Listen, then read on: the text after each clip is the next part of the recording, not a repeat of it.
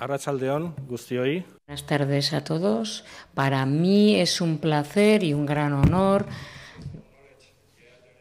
estar en esta edición, participar en esta edición de Passion for Knowledge, y es también por presentar un Donostiarra, que casi es un Donostiarra para nosotros. Amal Lucas viene mucho a Donostia International Physics Center. Hace mucho tiempo que trabaja en colaboración en muchos proyectos con los científicos del DIPC. En la física de la materia condensada y en la física de superficies. Obtuvo su doctorado por la Universidad de Lieja, en Bélgica, y posteriormente ha recorrido centros de investigación de todo el mundo, como el Battelle Memorial Institute de Columbus, Ohio, el reputado Centro de Física Teórica de Trieste, en Italia, el European Space Technology Center de Norwich, en Holanda, o los dos principales centros de investigación que tiene IBM en los Estados Unidos, el de Almaden y el de Georgetown Heights, en Nueva York, por mencionar tan solo unos pocos. Desde 1974, Amal Lika es profesor en la Universidad de Namur, en su país natal, Bélgica.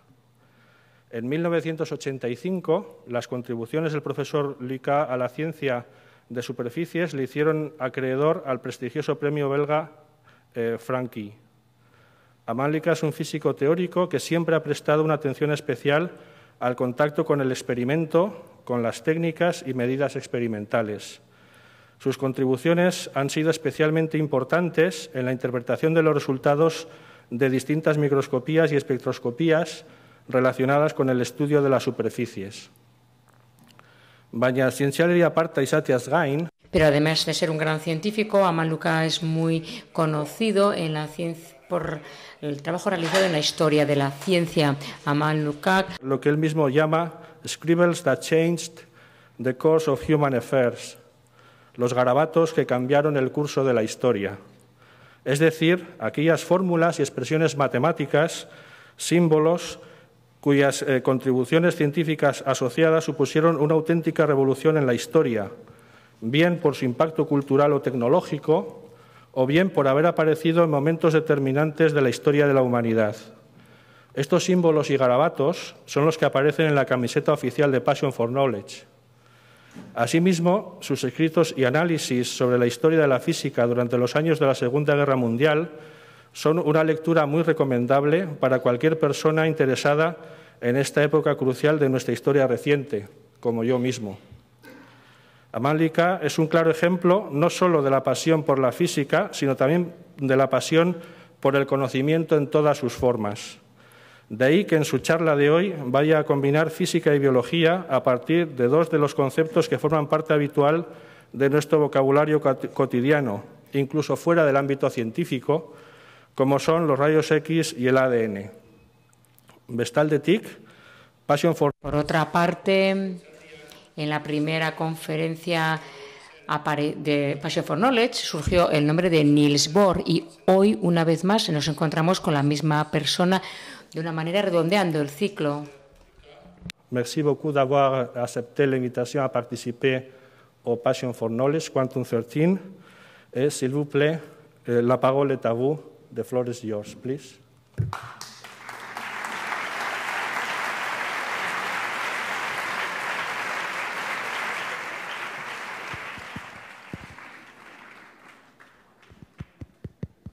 Thank you very much. Should I do something with this? Muchas gracias. ¿Tengo que hacer algo? ¿Me escucháis bien? Vale, perfecto. Pues muchísimas gracias por esta amable introducción. Ha sido una introducción muy generosa, quizás demasiado generosa. Muchas gracias, Pedro, por la invitación. Cuando recibí la invitación no me lo pude creer. ¿Yo? ¿Hablar dentro del marco de Passion for Knowledge en este festival de la ciencia? Sabiendo que los otros ponentes eran tan prestigiosos. ¿Qué he hecho yo para merecer esto? ¿Qué te he hecho a ti, Pedro, para merecer esto? Bueno, no sé si te caigo bien, pero tú a mí sí que me caes bien porque llevo años viniendo al Donostia International Physics Center y cada vez que vengo aquí, de alguna manera u otra, se dobla, se incrementa mi pasión por el conocimiento. Y es en sitios como estos que yo de verdad se reafirma mi pasión por la ciencia y por el conocimiento.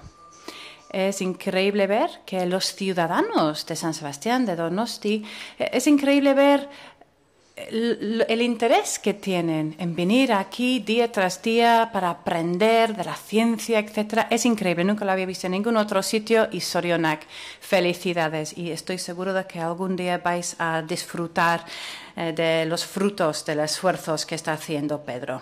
Bueno, vamos a empezar con mi ponencia, mi conferencia. Vamos a hablar de Niels Bohr, porque estamos celebrando el aniversario de su artículo tan famoso. Y vamos a hablar de los rayos X y el secreto de la vida. Aquí vemos una foto preciosa de Niels Bohr en el año 1930. Fue un año maravilloso, no solo porque Bohr hizo su contribución sobre los átomos, etc., pero también en el mismo año hubo unos descubrimientos sobre los rayos X, como por ejemplo el descubrimiento hecho por Maxwell von Lohe de que los rayos X eran ondas que podían ser difractadas, y el mismo año la pareja formada por el padre y hijo Braggs utilizaron esa técnica de los rayos X para establecer la técnica de la difracción de rayos X para determinar las estructuras de diferentes sustancias. El mismo año, el señor Moseley utilizó el modelo de Bohr y aplicó el modelo de Bohr a los niveles básicos de los átomos para establecer una escala de las longitudes de onda absolutas dentro del campo de los rayos X, que fue un descubrimiento muy útil. Entonces, la difracción de rayos X, o lo que le llamamos hoy la cristalografía, más otras técnicas físicas, espectroscopía, etc., más la química, la bioquímica, la biología, todo esto juntos, utilizamos todos los conocimientos para estudiar la materia biológica a nivel atómico y a nivel molecular. Y todo eso gracias a los descubrimientos que se hicieron en 1913. ¿Pero por qué había tanta prisa? Bueno, yo creo que el empuje, la motivación fue ese deseo de contestar a la pregunta ¿qué es la vida? Entonces, si miramos a Bohr y sus ideas sobre la vida, pues parece que Bohr tenía una idea curiosa, unas ideas bastante curiosas sobre lo que era la vida, y él escribió un artículo famoso y luego también pronunció una conferencia muy famosa en Copenhague en 1933, y su título fue La luz y la vida.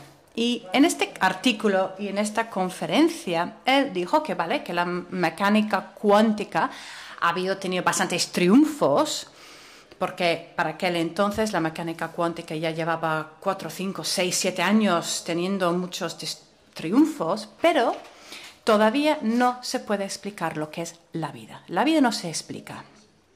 Él dijo, justo en este artículo, que la vida se considera como un hecho irreducible que no se puede explicar.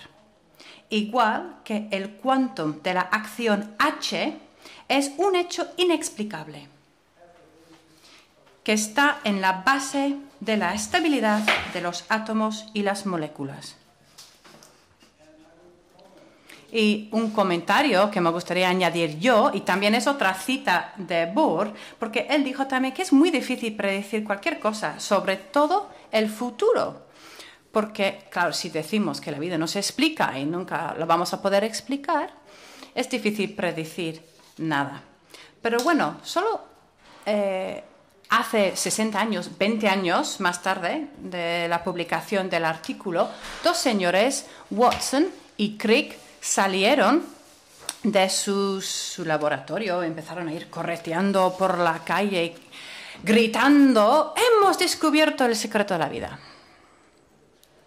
Aquí vemos Watson y Crick, ahí están, delante de la primera copia de lo que sería el modelo mecánico del ADN. ¿Y qué habían descubierto? Pues habían descubierto tres cosas. En primer lugar, descubrieron que el ADN tiene la forma de una doble hélice. En segundo lugar, descubrieron que esta doble hélice están unidas por un emparejamiento de bases ATGC a través de los enlaces H. Hemos oído, yo creo que muchos de los ponentes hablar de estos asuntos. Y en tercer lugar, también descubrieron la replicación semi-conservador de este emparejamiento de bases. Y así tenemos dos moléculas hijas idénticas, que es lo que tenemos como resultado de esta replicación. Esto entonces fueron los tres descubrimientos clave que hicieron esos dos señores.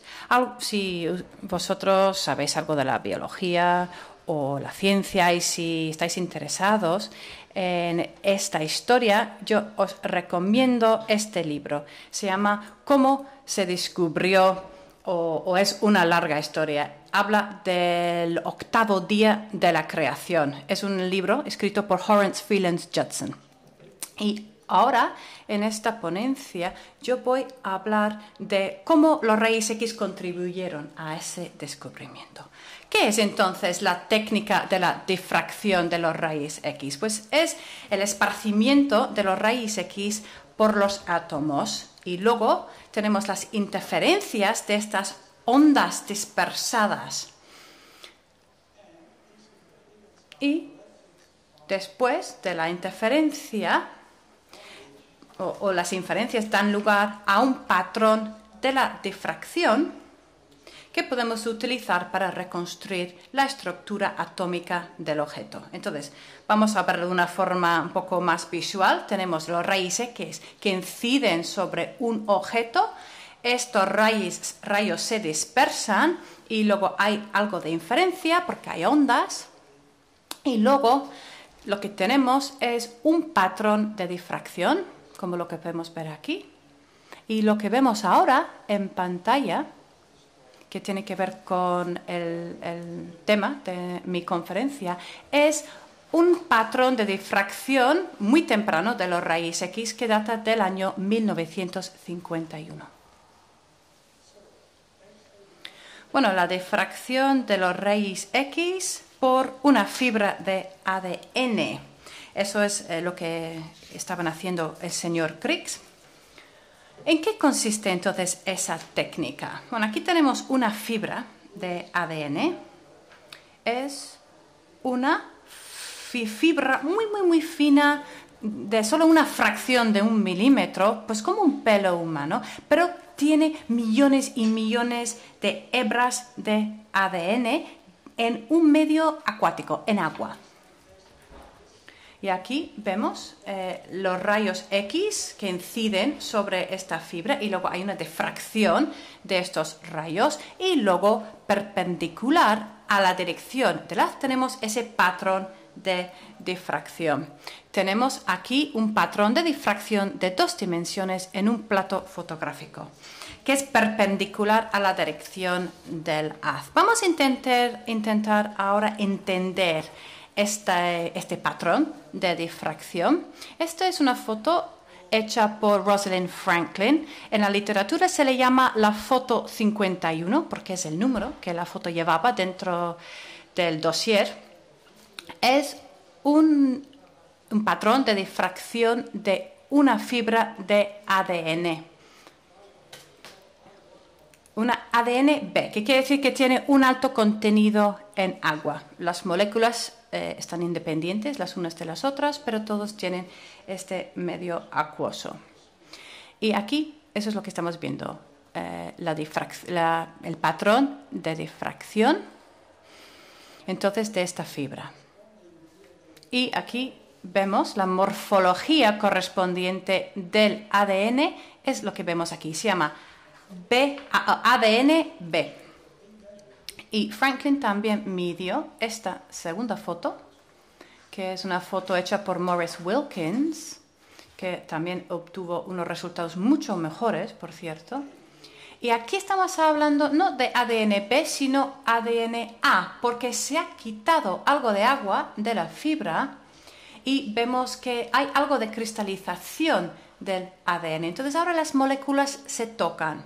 Es una fibra cristalizada, entonces, y la morfología correspondiente de la doble hélice es lo que vemos aquí. Vemos que hay una gran diferencia entre las dos imágenes. Los parámetros son distintos. Y eso fue algo que no se entendía. Podemos tener esas dos imágenes de la misma fibra. Yo voy a hablar del patrón de la derecha.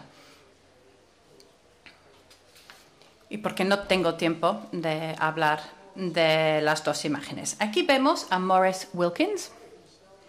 Él se llamó a sí mismo el tercer hombre de la doble hélice. Eso en su autobiografía. Él falleció en el 2004 y en su libro se llama a sí mismo el tercer hombre de la doble hélice. Y aquí vemos una foto de esa dama trágica, Rosalind Franklin. Era la mujer que había sacado estas dos fotos que hemos visto anteriormente. Pero claro, si el tercer hombre fue Wilkins, el cuarto hombre fue una mujer. Y en su autobiografía, bueno, su biografía es escrita en un libro por Brandon Maddox que se llama La Dama Oscura del ADN. Ella murió en 1958, no recibió ningún premio Nobel, se sabe muy poco de ella, y por eso se le llama la dama oscura del ADN. Bueno, ahora voy a intentar explicaros qué es eso, cuál es la relación entre esta foto abstracta, la foto 51, y la doble hélice, que fue descubierta por Watson y Crick unos años después. La relación se pudo establecer en la mente de Crick a través de la teoría que él escribió unos meses antes, que tenía que ver con cómo ocurre esa difracción de los rayos X, la dispersión de los rayos X dentro de la hélice atómica. Se había propuesto una estructura que se llama la hélice alfa, y Crick en aquel entonces estaba estudiando la proteína, y él inventó, junto con otros autores, la teoría que se necesitaba para explicar esa hélice alfa. Pero él también dijo que yo tenía la teoría ahí, en la punta de la lengua.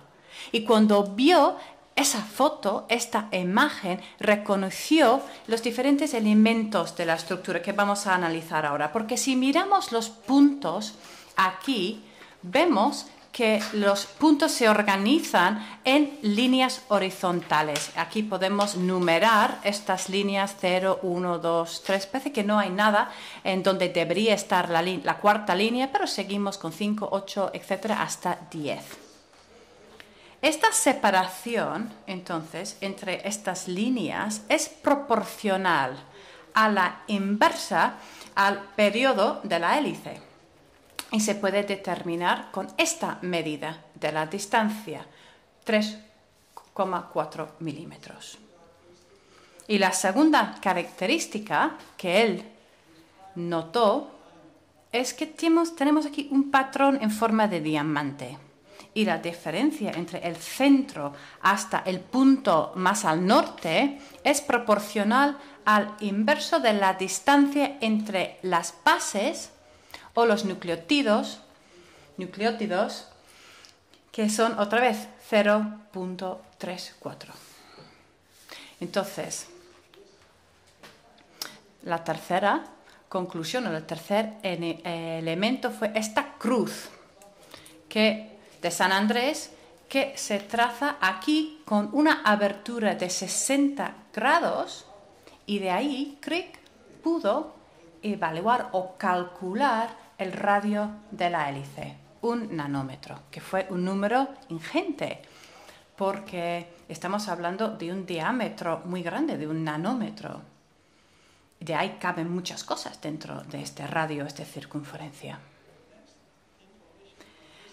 Bueno, la siguiente información fue este punto así, esa mancha negra que vemos al sur de la esfera, y eso nos deja calcular la planitud de las pares base dentro de la hélice. Y así, por eso tenemos estas manchas negras en arriba y abajo de la esfera.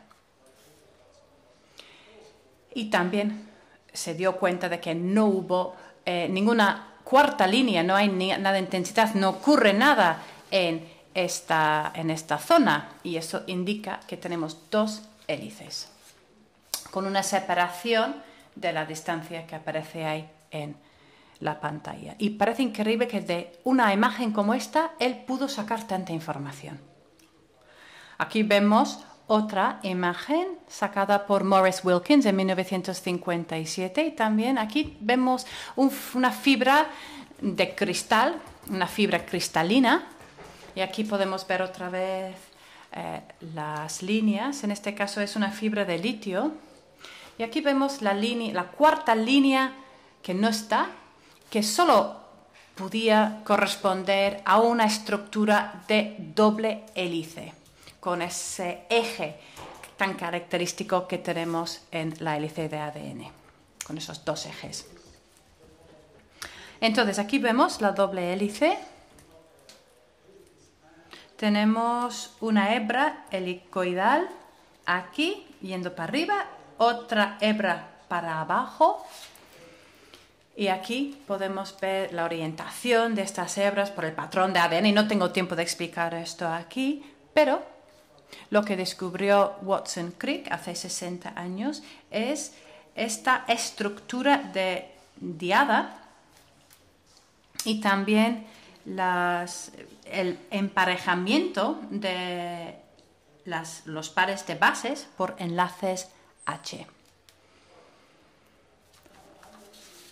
Bueno, ahora voy a mostraros algunas simulaciones ópticas de lo que acabamos de ver, pero dentro del mundo de los rayos X. Aquí, eso es lo que hemos visto antes, los rayos X, una fibra de ADN, luego los rayos dispersados, etc. Tenemos entonces un láser verde o rojo y luego tenemos la rejilla de difracción óptica. Y yo lo que voy a hacer es hacer que pase la luz láser a través de estas diferentes rendijas para conseguir diferentes patrones o imágenes ópticas. Y así podemos ver cómo se puede reconstruir toda la imagen en los rayos X dentro del mundo óptico.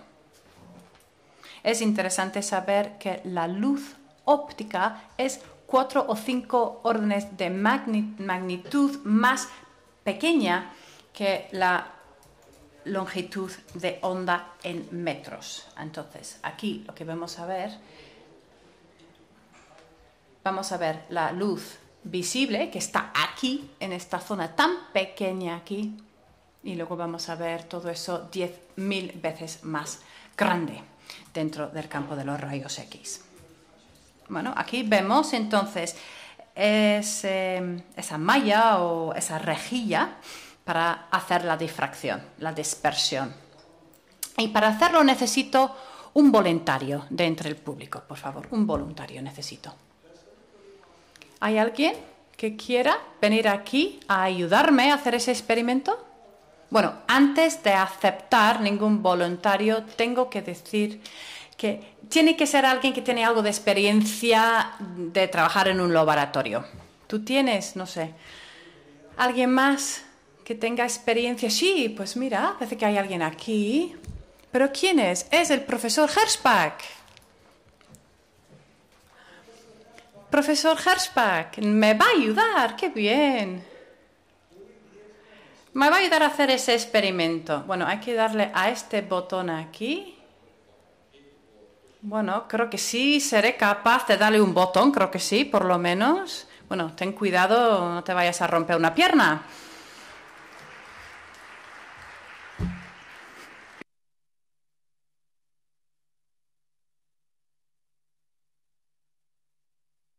Bueno, profesor Hershbach, si no te importa, tienes que alejarte mucho.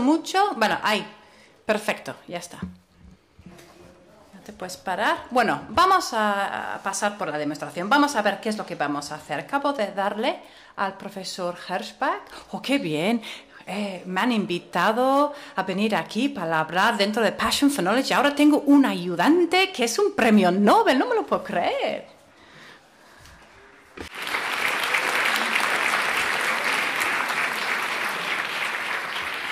I think my grandson are going to be thrilled. Anyway, I have this diffraction gradient. Bien, tenemos aquí la rejilla de difracción. Tenemos 9 de estas. Y veis que tiene como un dibujito, ¿verdad? Bueno, eso representa a la molécula. No hace falta que le des al botón todavía. Todavía no. Ya te voy a decir cuando tengas que hacer. Tú tranquilo. Bien, voy a comentar primero lo que vemos en pantalla. Vemos diferentes patrones, dibujos de difracción para diferentes moléculas y ahí en la rejilla veremos la imagen del ADN completa si todo funciona bien. Voy a empezar desde la rejilla 1 a la 9, que es una forma de viajar desde 1803, cuando Thomas Mann demostró la naturaleza de la luz, a 1953, cuando Watson y Crick realizaron su descubrimiento. Bien, la rejilla de difracción.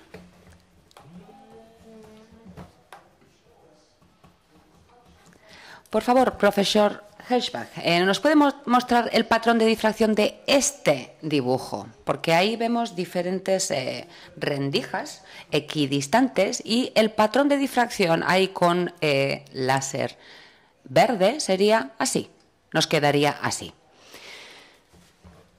Vamos a ver si puedo encontrar yo el botón aquí en la oscuridad, claro. Gracias por ponerme un poquito de luz, gracias. Lo que acabamos de ver en pantalla es la rejilla número 1, tiene no 2 rendijas, como hubiera dicho Thomas Young, sino un número n de rendijas. Young no tenía láser por entonces, pero consiguió con luz coherente llegar a esta demostración. Y vemos ahí las líneas de las diferentes capas bien organizadas, son equidistantes y la distancia es inversamente proporcional a la distancia entre las rendijas. Así es como Thomas Mann demostró que la luz visible es una onda. Pasamos a la siguiente. Ahí tenemos también unas rendijas, pero veréis que están inclinadas a la derecha y el profesor Hershbach va a aplicar la luz a este segundo ejemplo. Estamos en el segundo ejemplo y aquí vemos que la luz ahí va perpendicular. Profesor Hershbach, creo que tiene usted algún problema en hacerlo bien. Bueno, ¿qué se le va a hacer? ¿No llegamos ahí a la rendija? Sí, ya lo hemos conseguido. Estupendo, profesor Hershbach. Buen ayudante. Vamos a pasar al tercer ejemplo. Pero antes de hacerlo, vamos a resumir lo que hemos visto. Yo es lo que llamo una rejilla en zig, que no zigzag, sino solo en la primera parte, zig. Vemos que ahí el periodo aparece como la distancia inversa entre las líneas y la dirección iría a ir perpendicular al zig. Bien, ahora del zig vamos a pasar al zag. Y ahí tenemos afortunadamente al profesor Hirschbach que nos va a ayudar con la luz láser sobre este patrón de difracción número 3. Estupendo, magnífico, profesor Hirschbach. No sé si lo apreciáis ahí en la sala entre el público, se me había olvidado preguntaros. ¿Está claro? Sí.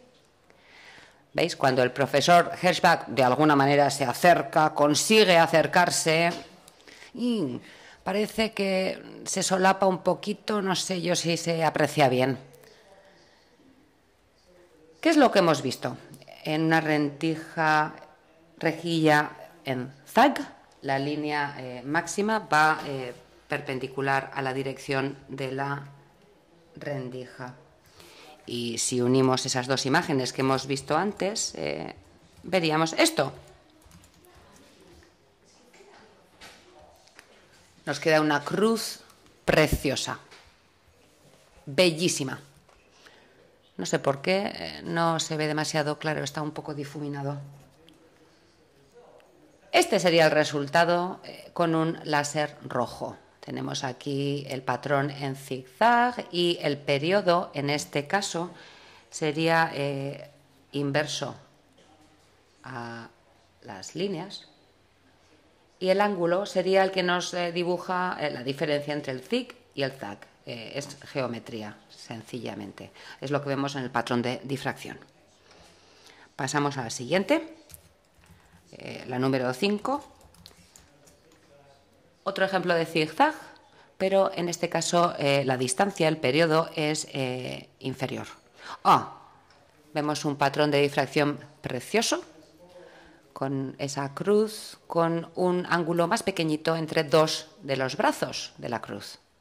Lo vemos ahora en pantalla, la cruz de San Andrés. Veis cómo los ángulos en ese caso de la cruz no son en 90 grados, sino diferentes. Pasamos a una rejilla de difracción muy importante porque es una onda continua de este tipo, de tipo de seno matemático, una onda senoidal. Estupendo. ¿Y por qué es tan importante esta onda senoidal? Porque vemos aquí la proyección.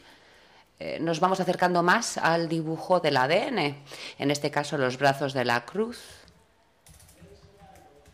Nos dibuja un ángulo que nos ayuda a calcular el ángulo del seno. Helix. You see there are two helixes, the motif. Aquí pasamos al siguiente. Tenemos aquí dos hélices que van separadas por 3pi sobre 8.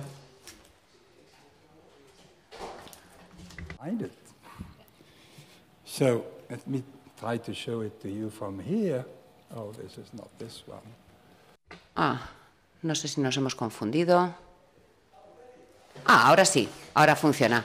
¿Veis?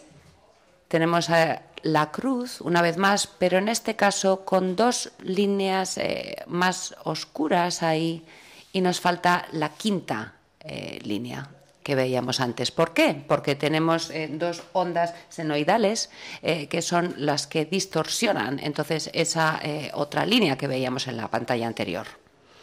La vemos mejor ahora en pantalla con láser rojo. Vemos que el periodo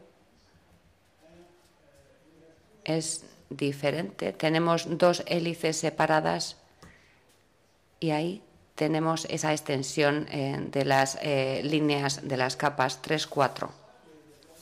Aquí vemos también una onda senoidal. Vemos las líneas de las capas con una cruz en medio, otra cruz diferente, y ahí vemos el dibujo en rombo, romboidal.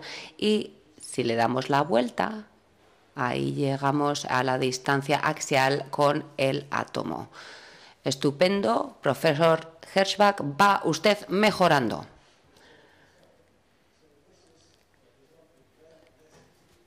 Vemos aquí en rojo, mejor, se ve mejor que en verde. La distancia entre las líneas de las capas nos da el periodo y la distancia entre los nucleótidos nos da la diagonal del dibujo romboide.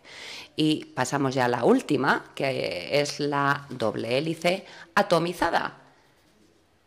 Vemos ya todo, las líneas de las capas, la cruz y la última línea, que la verdad es que no se ve muy bien ahí en pantalla, con el láser verde.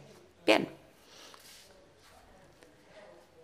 No sé si alguien podría ayudar al profesor Hershbach para que vuelva con toda seguridad a su silla, sin problemas.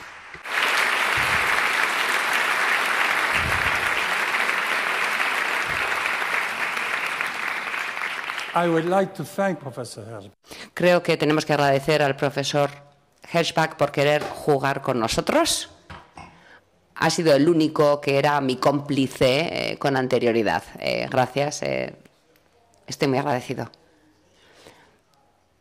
Tengo que decir que todos los organizadores están muy agradecidos con el profesor Hershbach por esa presentación tan estupenda que nos dio el primer día. Y también por la cortesía tremenda que tanto su mujer como usted, su mujer Georgina como usted, han estado aquí toda la semana, se quedan todo el congreso con nosotros. Muchas gracias.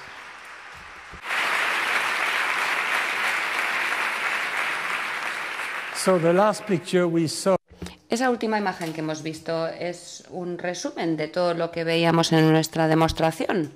Es una imagen de difracción que hemos conseguido por técnicas ópticas. La verdad es que tengo muy poquito tiempo para mi presentación. Pasaré simplemente 2-3 minutos para dar un par de ideas más sobre Bohr. Su famoso artículo del 33, La luz y la vida, tiene 3 conceptos fundamentales, si lo resumimos. La primera sería la siguiente. Es una idea rarísima. La vida y la muerte, dice, son complementarias. No quería decir simplemente que fueran complementarias desde el punto de vista lingüístico. No. Quiere decir que son similares desde el punto de vista de la mecánica cuántica o del creador de la estructura, por así decirlo. En cuanto a creación y destrucción. Bien, es una frase rara. Dice que para estudiar un organismo vivo a nivel atómico, primero hay que matarlo. Me parece increíble para un pensador de su nivel, de su calibre. Pero es lo que dijo. Quisiera añadir aquí una advertencia que hizo Feynman. Feynman dijo: la persona más fácil de engañar es siempre uno mismo. La segunda idea principal es la que ya hemos comentado. Él decía que no se puede explicar la vida. Y no quiero decir, decía él, que sea muy complicada. No, que no se puede explicar. Y la tercera idea es que la vida necesita nuevas leyes que sean compatibles, pero que vayan más allá de la física o la química. No que simplemente que sean más complejas, no, sino leyes nuevas, decía. No sé si esa frase tiene algo que ver con el animismo o con el vitalismo. Algunos críticos dicen que sí, que hay rasgos que tienen que ver con ello. Y Max Delbrück, que estaba entre el público cuando le escuchó, un físico brillantísimo, él decidió abandonar la física después de escuchar las ideas de Bohr para buscar esas nuevas leyes. ¿Qué dijo Delbrück a partir de entonces? Creó el grupo de bacteriófagos en Caltech y se dedicó a una genética o una biología de fases. Delbruck escribió en 1976 un artículo que se tituló La luz y la vida número 3, porque había habido dos anteriores, en el que decía lo siguiente: la doble hélice, claro que sí. Con un golpe limpio, el misterio de la replicación genética se reveló como un truco ridículamente sencillo, haciendo así que todos los que habían esperado una solución compleja se sintieran muy estúpidos. Bueno, no tan estúpidos, diría yo, porque se le concedió en el 69 el Nobel por su contribución a la genética bacteriana. No sé si vale la pena comentar esta diapositiva. Sí que quisiera comentar lo que dijo otro genio de la biología, Gunther Stent. Escribió un artículo en Science en abril del 68 que se titulaba La luz y la vida, Niels Bohr y su legado para la biología contemporánea. Aquí le vemos con edad ya avanzada. Y ahí dijo que no habían salido leyes nuevas. El hacer y romper los enlaces del hidrógeno parece ser lo único en lo que consiste el mecanismo de la sustancia hereditaria. Yo aquí añadiría que, desde luego, sí que hay muchos ejemplos de complementariedad en nuestro mundo, pero de momento no hay complementariedad del tipo que preveía Bohr en biología, en ninguna otra rama de la ciencia. Aquí quisiera presentar, ya para terminar, dos diapositivas más, hablando de los secretos del hidrógeno del siglo XX, lo llamo yo.